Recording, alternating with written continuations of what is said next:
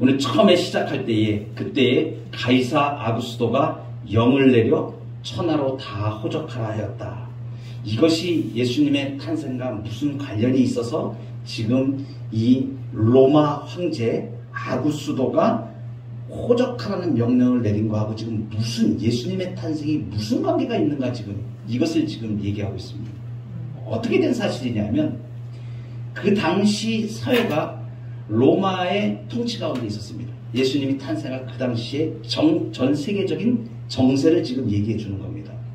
그런데 이 로마를 통치하는 황제가 자기의 통치하는 모든 지역에 호적을 명하였습니다.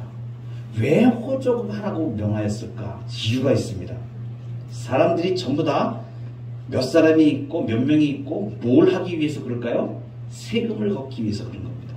그러면 이 로마 황제가 자기의 속국에 있는 모든 사람들을 다 샅샅이 조사를 해서 그 인구를 조사를 하고 그 사람들이 돈을 어떻게 내야 되고 세금을 어떻게 거둘까, 장사하는 사람들은 얼마나 되고, 이걸 알아야 돈을 세금을 거둘 수 있지 않겠습니까? 그래야 로마 제국을 운영을 할 수 있잖아요. 그래서 그 영을 아구스도가 내렸습니다. 그러면 이렇게 호적을 하라 그런 일에 사람들이 잘 순순히 협조를 했느냐 하면 그렇지가 않습니다. 특히 이 유대 땅에서는 반감이 상당히 많은 부분들이 있어가지고 굉장히 거부하는 일들이 많아서 안 하고, 그리고 그 영을 내려도 잘 따르지 않고, 이런 사실들이 계속 이루어져가지고 한 번 호적하는데 몇 년이 걸리냐면 40년 정도가 걸립니다. 당시에 우리처럼 지금처럼 무슨 뭐 행정체계가 막 짜자작 돼 있어가지고 호적해 그러면은 뭐 인터넷으로 막 해가지고서 빡 하면 며칠 만에 끝날 일인 것인데도 그 당시에는 그런 제도적인 장치가 아무것도 없고, 그리고 강제해서 호적을 하려면 그거를 강제할 수 있는, 집행할 수 있는 기관들이 많아야 되지 않습니까? 그러니까 그것을 못하는 거예요. 그래서 얼마나 많은 시간이 걸리냐면 약 한 평균 그 당시에 호적을 하게 하는데 한 40년씩 이렇게 걸린 겁니다. 그러니까 황제 입장에서는 이 일을 잘 수행하는 그러한 부하가 있으면 제국을 다스리기가 엄청 편하겠죠. 그래서 그 일을 잘하는, 소위 말해서 사람들을 잘 압제하고 빨리빨리 다그쳐가지고 자신들이 원하는 정치에 빨리 흡수할 수 있게 정치를 잘하는, 군사력이든 뭐든 이렇게 압제를 잘하고 막 추진력이 강하고 이런 사람을 총독으로 임명하는데, 그래서 오늘 2절에 보면 구레누라는 사람이 나와요. 수리아 총독인데, 이 사람이 이 아구스도 황제의 그 수하에서 이 일을 진행하는데 굉장히 뛰어난 군인이었습니다. 얼마 만에 보통 40년 걸리는 이 호적을 갖다가 14년 만에 해치워버리는 거예요. 그러니까 엄청나게 그 자기 속국에 있는 사람들을 막 닥달을 했겠죠. 그런데 보세요. 지금 오늘 예수님이 탄생하는 그 시점에 지금 이 일이 일어난 겁니다. 그러니까 이 계시의 말씀을 이렇게 지금 누가복음에 이렇게 우리에게 이루어진 사실에 대하여 누가가 쭉 기록하고 있는데, 누가는 당시 헬라의 직업이 의사입니다. 오늘 성경을 기록한 저자가 누가인데, 이 누가는 당시에 헬라 이 지역의 지식인이었어요. 의사이면서 모든 학식이 뛰어나고, 그러니까 이 사람이 지금 기록한 누가복음하고 사도행전을 기록을 했는데 얼마나 명쾌하게 기록을 했겠습니까? 그리고 처음에 시작할 때 이 우리에게 이루어진 사실이다 이러면서 기록을 하지 않습니까? 이 누가의 기록이 이유가 있는 거예요. 하나님께서 감동하셔서 성령으로 감동하게 하신 이 일이 지금 아우구스, 그 다음에 구레뇨 총독이 나와서 호적을 하게 한 이 일과 연관이 되어진 일입니다. 무슨 말씀인가? 예수님이 탄생하시는데, 예수님이 탄생하시는 장소로 지금 이동하는 뒤에 일들이 일어납니다. 나사렛에서 베들레헴으로 이제 요셉과 마리아가 호적하러 가게 됩니다. 그러니까 이 일을 잘 보세요. 요셉과 마리아가 호적하러 갑니다. 지금 누가 호적을 명한 겁니까? 헬라의, 당시에 로마의 황제가 지금 아구스도가 명한 겁니다. 그런데 놀라운 것은 뭐냐면 그래서 하나님께서 이 일이 왜 이렇게 이루어졌는지를 지금 말씀해 주시는 것입니다. 이것은 뭐냐 하면 미가서에 보면 5장 2절에 예언이 되어 있어요. 그러니까 요셉과 마리아가 가이사 아구스도의 호정령으로 베들레헴에 가게 된 것이 지금 그냥 우연히 인간적으로 된 일이 아니고 지금 역사적으로 보면 로마의 황제가 명예해서 그 일이 일어난 것으로 지금 사실적으로 역사적인 사실입니다. 분명히 역사적으로 일어난 사실입니다. 그런데 그것을 누가 지금 주도하고 계시는가? 하나님이 주도하고 계시다는 것을 지금 말씀해 주십니다. 하나님이 이미 선지자를 통하여서 예언해 놓으신 겁니다. 그래서 미가서 5장 2절에 보면 베들레헴 에브라다야 너는 유다 족속 중에 작을지라도 이스라엘을 다스릴 자가 내게로 나올 것이라. 그의 근본은 상고에 영원에 있느니라. 그러니까 지금 누가 기록하고 있는 이 오늘의 본문의 말씀은 로마 황제 때문에 지금 예수님이 탄생하시는 게 아니고 하나님이 예정하신 선지자를 통해서 예고하신 그리스도라는 분이 그리스도가 이제 나오신다, 탄생하신다. 이것은 하나님의 주권적인 역사, 하나님의 놀라운 섭리에 의한 것이다라는 것을 분명하게 지금 말씀해 주시는 것입니다. 그리고 또 한 가지 이 사실이 지금 우리에게 말해주는 것은 로마 황제 아구스도가 자신의 통치를 강화하는 가장 강력한 압제가 있는 그 시대에 사람들은 실망에 극히 달하고 정말 고통 가운데 착취받고 그래서 하나님의 손에서 영원히 떨어져 나갈 것 같은 그러한 암흑과 같은 시기에 바로 그 시기에 자유를 선포하시고 소망을 주시고 구원을 허락하시는 메시아가 탄생하신다는 역사적인 사실을 우리에게 말씀해 주고 있습니다. 천사들이 소식을 전하는데 이상한 형태로 소식을 전합니다. 빈 들에 양을 치고 있는 목자들에게 소식을 전합니다. 오늘 8절에 보면 그 지역의 목자들이 밤에 밖에서 자기 양떼를 지키더니 했습니다. 여러분, 이제 만왕의 왕이신 메시아가 오십니다. 유대인들은 어떻게 생각했냐면 메시아, 그리스도, 자신들을 구원할 구세주가 만왕의 왕으로 오시는데 만왕의 왕이시기 때문에 자신들이 모두 우러러볼 수 있는 화려한 왕궁이나 이런 데서 나올 것으로 그렇게 사람들은 그 당시에 생각하고 있었습니다. 그런데 하나님께서 지금 이 구세주가 나시는 소식을 알려주신 것은 왕궁이 아닌 이름난 사람들이 아닌 아주 극소수의 증인들에게만 지금 이렇게 말씀을 해가시는 거예요. 그것도 칠흑 같은 밤중에 사람들은 다 잠들어 있을 때. 그리고 이 목자들은 어떤 직업이냐 하면 그 당시에 소위 말하면 그 아주 굉장히 힘든 이 업종이었습니다. 그리고 거의 아주 그 당시 사회에서 아주 하층 사람들만이 하는 그 일이었고 이게 굉장히 고된 일입니다. 뭐 양을 치고 이렇게 하는 돌보는 이 일들이.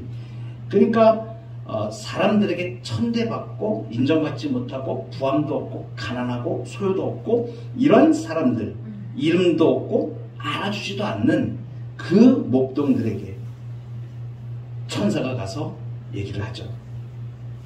이유가 있습니다. 헤롯이 당시에 유대의 임금 왕이었는데 자기를 이 메시아가 난다고 하는 이것은 유대인들은 다 알고 있고 얘기만 하면 좀 전에 우리가 보았던 미가서의 예언이 베들레헴에서 난다는 이것도 다 알고 있고 정치적인 권력의 압박을 받을 수가 있죠. 그러니까 하나님의 섭리 가운데서는 이것을 당시에 크게 드러내지 않고 그냥 조용히 이렇게 은폐하는 가운데 되었어야 할 당위적인 사실들이 있습니다. 근데 그러함에도 불구하고 천사들이 얘기를 합니다. 온 백성에게 미칠 큰 기쁨의 좋은 소식이라는 것이죠. 그것이 무엇이냐? 10절에 보시면 천사가 이르되 무서워하지 말라. 보라, 내가 온 백성에게 미칠 큰 기쁨의 좋은 소식을 너희에게 전하노라. 그러면서 11절에 아주 중요한 얘기를 천사가 직접적으로 이 목자들에게 얘기를 합니다. 다윗의 동네에 너희를 위하여 구주가 나셨다. 천사가 전한 핵심적인 내용은 이것입니다. 오늘 다윗의 동네에 너희를 위하여 구주가 나셨다. 그가 곧 그리스도다. 이렇게 얘기합니다. 그리스도가 무슨 뜻입니까? 그리스도는 메시아라는 뜻입니다. 그리스도는 기름 부음을 받았다 하는 그런 뜻입니다. 기름 부음을 받았다. 구약에 기름 부음을 받는 자는 어떤 사람이 기름 부음을 받는가? 첫째는 선지자가 기름을 받습니다. 기름 부음을 받습니다. 그러니까 메시아는 기름 부음을 받은 자라는 뜻인데 예수가 그리스도다. 오늘 나신 분이 그분이 그리스도다라고 지금 얘기하고 있는 겁니다. 천사가 목자들에게 얘기하는 게 오늘 탄생한 그 사람이 그리스도다. 그분이 메시아다. 지금 그 얘기를 하는 거예요. 그러면 이게 천지가 개벽할 일이죠. 지금 이스라엘 백성들은 학수고대하며 그 긴 역사 동안에 하나님께서 보내실 메시아를 고대하고 있었습니다. 그런데 이제 정말 메시아가 오셨다는 사실을 지금 천사가 얘기하는 겁니다. 천사가 나타났을 때 목자들이 두려워서 떨었습니다. 두려워하지 말라고 얘기합니다. 그러면서 지금 얘기한 게 오늘날 다윗의 동네에 너희를 위하여 그리스도가 나셨다.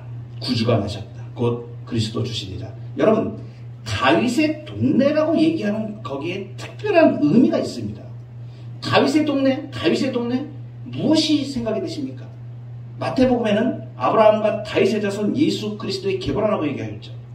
다윗의 언약이 생각납니다.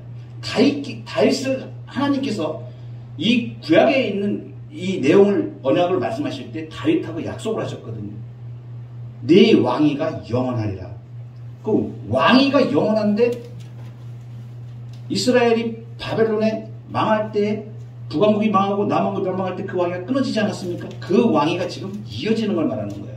예수 그리스도가 왕이신 걸 말씀하시는 겁니다. 그러니까 기름 부음을 받는 것은 선지자가 기름 부음을 받고 제사장이 기름 부음을 받고 왕이 기름 부음을 받는데 지금 다윗의 동네에 예수가 하셨다. 다윗의 언약을 지금 기억하게 지금 목자들에게 상기시켜서 지금 말씀하시는 겁니다. 그분은 선지자시고 제사장이시고 왕이시라는 것을 지금 말해주고 있는 거예요. 선지자로서 어떤 일을 하셨습니까? 선지자는 예언하는 일을 하는 겁니다. 하나님의 기름 부음을 받아서 하나님의 말씀을 전하는 자를 선지자라고 얘기합니다. 예수님께서 최고의 선지자가 되셨는데 나중에 예수께서 이 땅에 사역을 하시면서 그분이 일하신 것을 보면 선지자 사역을 다 감당하신 겁니다. 무엇을? 하나님의 구속에 대한 내용을 그대로 계시하여 주시고 알려주시고 지금도 살아계셔서 우리에게 구원을 선지자로서 구원을 선포하시고 계시는 것입니다. 계시하는 역할을 하신 거예요. 그래서 선지자로서의 이 사역은 성육신 이전에는 구약의 선지자들을 통해서 이어지지 않습니까? 근데 이제 그가 이 땅에 오신 후에 예수 그리스도가 이 땅에 오신 후에는 친히 예수 그리스도께서 모든 선지자를 완성하신 거예요. 그러니까 예수 그리스도 이후에는 선지자의 역할을 감당하는 분들이 사도들을 통하여 예수 그리스도의 말씀을 증거하게 하셨고 지금도 선지자의 역할을 예수 그리스도가 감당하시는 것은 설교 사역을 통해서 하나님이 세우신 주의 종들을 통하여 선지자로서의 사역을 감당하게 지금 말씀하고 계십니다. 강단에서 지금 선포되는 이 말씀이 선지 사역을 지금 주께서 지금 하시는 것입니다. 선지자로서 예수 그리스도께서 하시는 사역들입니다. 제사장으로서는 십자가의 단번에 돌아가심으로 영원한 제사를 이루신 그 대제사장으로 히브리서를 통해서 우리가 여러 번 살펴보았습니다. 그리고 왕이신 주님, 이제 과거의 이스라엘 왕들은 어땠습니까? 그의 왕되심을 이제 예표하였던 것이죠. 다윗 왕이나 그 많은 왕들이 예수 그리스도 만왕의 왕 대신 주 예수 그리스도를 예표하고 있었는데 이제 그분이 왕으로 오시게 된 것입니다. 그러니까 예수님은 구약 성경에 계시된 그리스도시라는 거예요. 지금 천사가 말한 이 핵심적인 내용은 지금 오늘 다윗의 동네에 구주가 나셨는데 이분이 그리스도라고 지금 얘기하는 겁니다. 그걸 누가 얘기하는 겁니까? 천사가. 누구에게? 목자들에게. 이 목자들이 얼마나 복된 사람들입니까? 아멘. 메시아가 난 그 현장에서 이제 메시아가 나셨다는 천사의 소식을 바로 제1차로 듣는 사람들이에요. 얼마나 복된 사람들인지 모릅니다. 나중에 이 목자들이 어떻게 행동했는가를 좀 이따가 보게 될 텐데, 여러분, 그러면서 천사가 이런 얘기를 합니다. 예수 그리스도가 구약 성경에 계시된 그리스도신데 표적이 있다. 그러면서 그 표적을 얘기해요. 그 목자들이 이게 뭐지? 이렇게 되는 거죠. 그 천사가 그 표적을 얘기하는데 이렇게 얘기합니다. 12절에 보니까 너희가 가서 강보에 쌓여 구유에 뉘어 있는 아기를 보리니 이것이 너희에게 표적이니라. 이게 무슨 얘기입니까? 너희가 가서 강보에 쌓여 구유에 뉘어 있는 아기를 보리니 이것이 너희에게 표적이다. 희한한 말씀을 하시는 거죠. 이 당시에 목자들에게 표적으로 제시한 게 강보에 쌓여 구유에 누워있는 아기를 보겠다. 근데 이것이 표적이 된다. 어떻게 이것이 표적이 되는 것일까요? 내용은 이렇습니다. 당시에 아이를 낳을 때 보통 그 팔레스타인 지역의 일반적인 농부들의 집의 형태가 있습니다. 그러면 그 농부들이 사는 그 집의 일반적인 형태가 가축들이 이렇게 있고 칸을 막아서 또 이렇게 접객실 정도를 만들고 뒤에 주거하는 공간을 이렇게 만드는 형태로 되어 있습니다. 그러니까 크게 보면 당시의 팔레스타인의 농부들의 집 안에는 가축이 함께 있는 형태로 집이 지어져 있던 거예요. 그리고 그 안에 머물면서 사람이 주거하는 공간은 이게 다릅니다. 그런데 당시에 일반 농부들이 아이를 낳게 되면 어떻게 했느냐? 강보에 싸는 것은 거의 지극히 일반적인 상식입니다. 그러니까 누구나 다 강보에 싼 거예요. 심지어 왕국에서 왕자가 태어나도 강보에 싸는 겁니다. 그러니까 이것은 일반적인 걸 얘기하는 거예요. 그리고 구유에 누웠다는데 그 구유에 누이는 것은 일반적으로 보통 그 농부들이 아이를 낳게 되면 강보에 쌓아서 다 구유에다 이렇게 편안하게 이렇게 놓을 수 있는 그런 약간의 침대 역할을 한다 그럴까요? 그런 형태로 사용하는 것이 구유였습니다. 그러니까 지금 이 말씀은 무엇이냐면 평범한 일반 농부들이 아기를 낳았을 때 그렇게 하는 것처럼 그걸 본다는 거예요.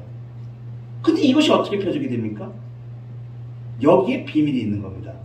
지금 이스라엘 백성들이 이 목자들은 그리스도다, 메시아다 그러면 어떻게 생각하고 있는 거예요?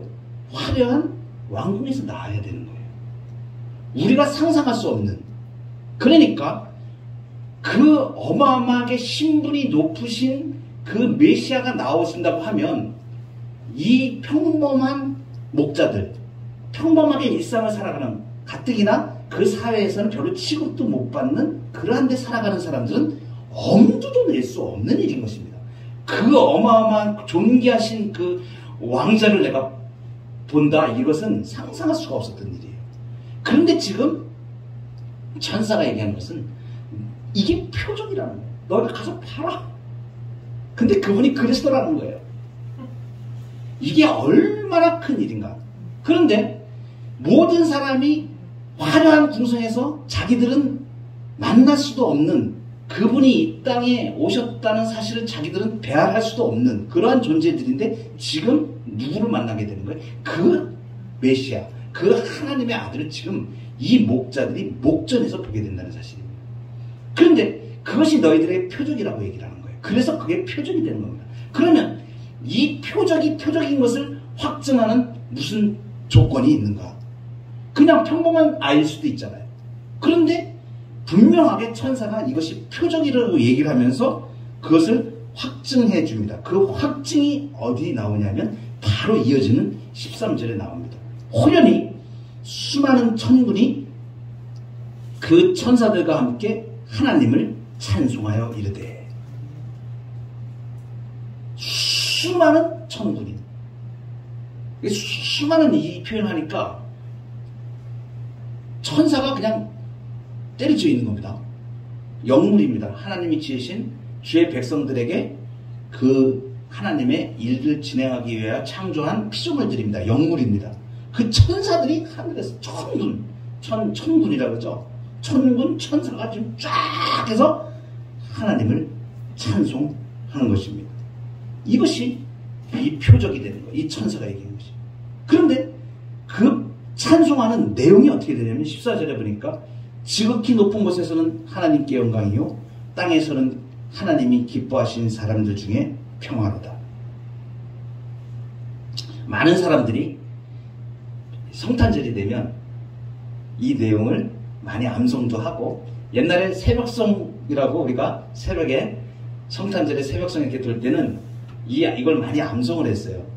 지극히 높은 곳에서는 하나님께 영광이요 땅에서는 기뻐하심을 입은 사람들 중에 평화로다. 이렇게 하고, 또 많은 분들이 이 내용을 예수님이 우리에게 평화를 선포하셨다. 그래서 우리가 다 이제 평화롭게 지내면 된다. 이런 뜻으로 생각하는데, 이 평화라는 것은 그런 평화를 얘기하는 게 아닙니다.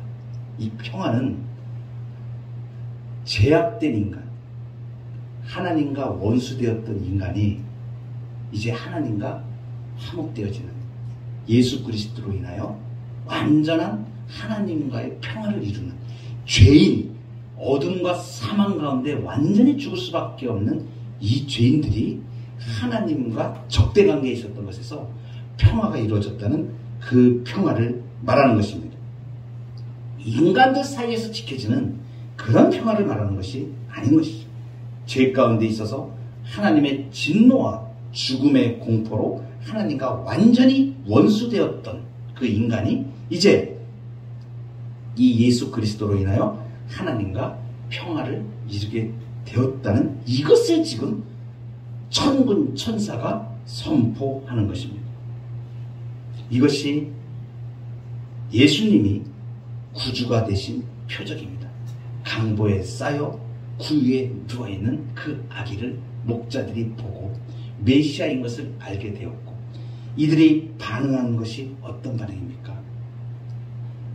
이 목자들이 변화를 일으킵니다. 이 사람들은 그 밤에 희망이 없었던 사람들입니다.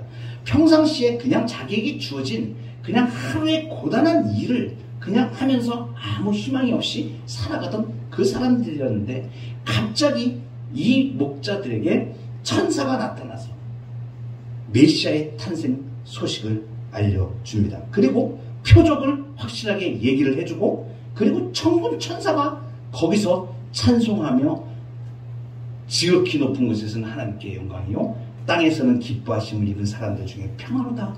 이렇게 얘기합니다. 이 천사들이 어떻게 이 말씀을 했을 때 이 목자들이 어떻게 행동을 합니까? 한번 보도록 하겠습니다. 여기 16절에 보면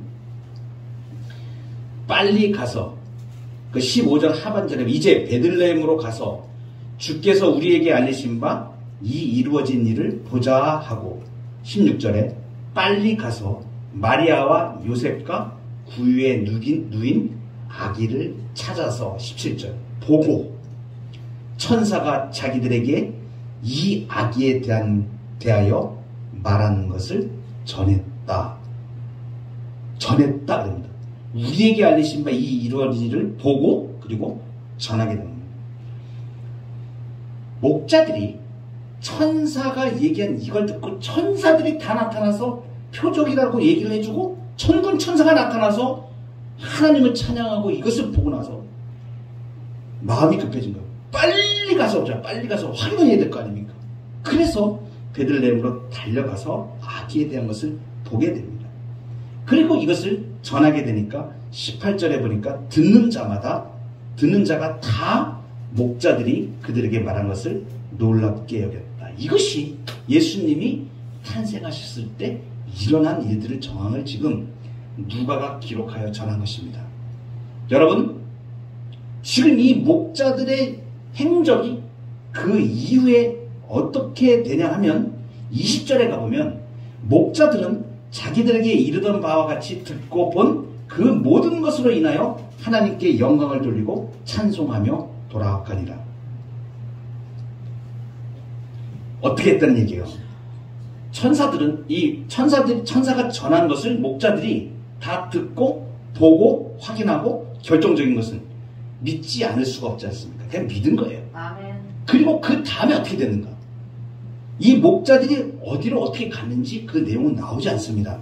그런데 우리가 상식적으로 생각을 해보세요. 이 목자들이 무슨 일을 했겠습니까?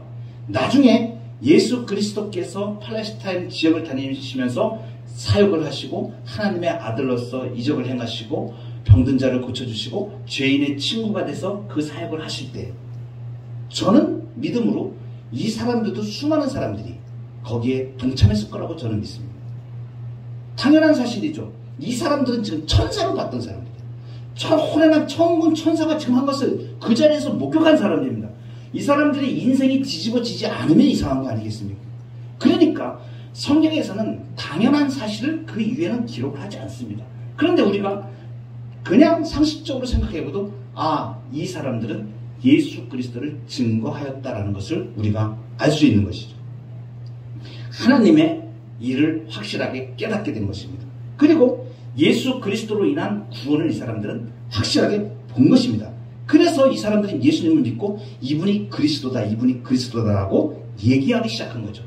여러분, 놀라운 사실이 있습니다. 이 예수님을 지금 우리가 어떻게 알게 되었는가? 이 사람들을 통해서 알게 된 거예요. 이 목자들을 통해서 알게 된 거예요. 이 목자가 이렇게 외치고 그 당시에 그 지역에 있던 사람들에게 얘기를 했습니다. 이분이 그리스도다 얘기를 했습니다. 이 사실이 나중에 예수 그리스도를 통하여 입증이 되어집니다. 그런데 직접적으로 나타난 것은 어떤 부분이냐? 이 목자들이 이렇게 한 내용을 지금 누가에게 전해진 거 아닙니까?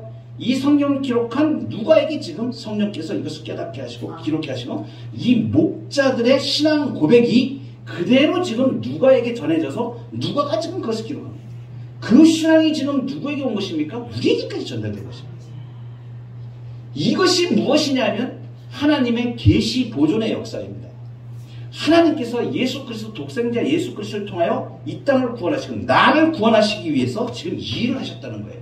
그러니까 생각을 해보세요. 구약에 그렇게 예언되어졌고 아구스도 로마의 그 황제를 통해서 예언한 그 일이 어떻게 호적하러 가는데 그 일을 호적이 딱 맞아가지고 베들레헴에 그 사건이 딱 맞고 구약에 예언한 대로 그 메시아가 나오셔서 그 메시아가 탄생한 때에 증인을 하나님께서 만드시고 천사를 통하여 확실하게 보여주시고 이분이 메시아가 그리스도라고 확실하게 증거하시고 그리고 그 사실을 사람들에게 얘기하게 하셔서 만약에 이 헤롯이 그것을 알았다면 단단히 죽였겠죠. 하나님의 이 계시 보존의 역사는 당시에 로마의 그 무시무시한 권력이라든가 모든 것을 다 처리할 수 있는 그 권력을 피해가게 하셨고 그다음에 헤롯 대왕의 그 대적을 피해가게 하셨고 이러한 역사 속에서 계시를 보존하시고 예수 그리스도를 탄생케 하셔서 그를 우리에게까지 소망으로 나중에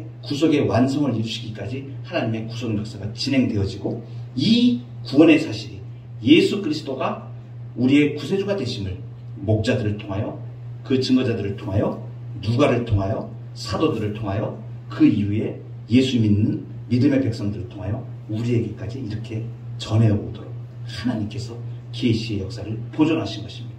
우리도 또한 우리가 이렇게 외칩니다. 이제 오늘 그 천사가 얘기한 이 내용이 이 소식이 온 백성에게 미칠 큰 기쁨의 좋은 소식이라고 얘기합니다. 그러니까 온 백성에게 미칠 큰 기쁨의 좋은 소식이 온 백성에게 전해져야 된다는 사실을 우리에게 말씀해주고 있습니다. 여지없이 예수께서 제자들에게 그러므로 너희는 가서 모든 족속으로 제자를 삼아 아버지 아들과 성령의 이름으로 세례를 주고 복음 전파에 대해서 우리에게 명령하셨는데 이제 우리도 이 목자들과 같이 메시아가 오셨다라는 사실을 아직 알지 못하는 사람들에게 그리스도시다. 이분이 메시아시다. 이분이 우리를 구원할 자이시라는 사실을 우리도 입을 열어서 증거하는 자리에 계속하여 있게 만드시는 그 말씀인 것입니다.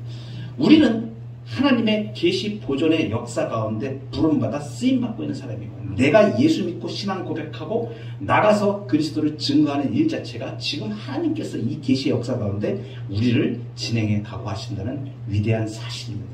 오늘 우리 교회가 이 일을 감당하고 우리 그리스도인들이 이렇게 나에게까지 이 복음이 오기까지 명확한 예수 그리스도의 표적, 예수님 탄생의 표적을 통해서 보여주신 이 진리를 깨닫고 예수님이 메시아임을 우리가 신앙으로 고백하며 우리의 삶 가운데 그리스도가 드러나는 그러한 증거의 삶으로 나아가는 저와 여러분 되기를 주의 이름으로 축복합니다.